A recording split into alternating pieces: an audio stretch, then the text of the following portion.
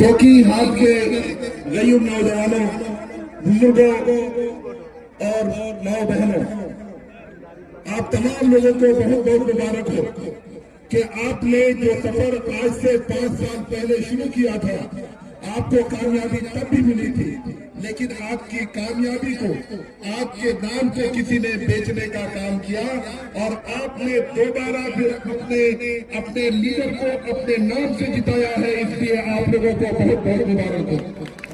بھائیوں اور دوستوں، 5 سال پہلے اس ٹھنڈ میں 2 بجے رات کو یہاں کے میں جناب والا کو لے کر سلیگوڑی گیا تھا اور سلیگوڑی سے لے کر ان کو ٹکٹ دے کر کے ہم یہاں سے واپس آئے جناب بیرسٹر اسدالدین اویسی صاحب کے حکم پر۔ اور ہوا یوں کہ جب وہ بہت سارے لوگوں کو لے کر وہ پیکاری کرنے لگے تو میں ان کے دروازے پہ جناب اختر الایمان صاحب کے حکم پر میں دوبارہ حاضر ہوا اور حاضر ہو کر کے کہا کہ آپ جو ہے چوکی کے عوام اور چوکی کے نوجوانوں کے ساتھ بہت ہی ناانصافی کر رہے ہیں۔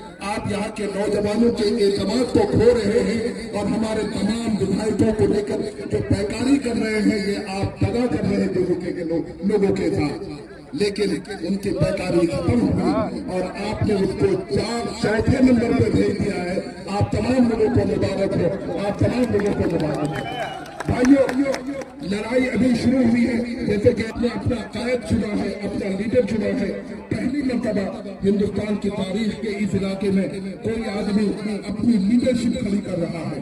اس لیڈرشپ کے کھڑی کرنے کا جو تقاضا ہے مجھے کہ ہم کو اور آپ کو اپنے لیڈر کے پیچھے متحد ہو کر کھڑا رہنا ہے۔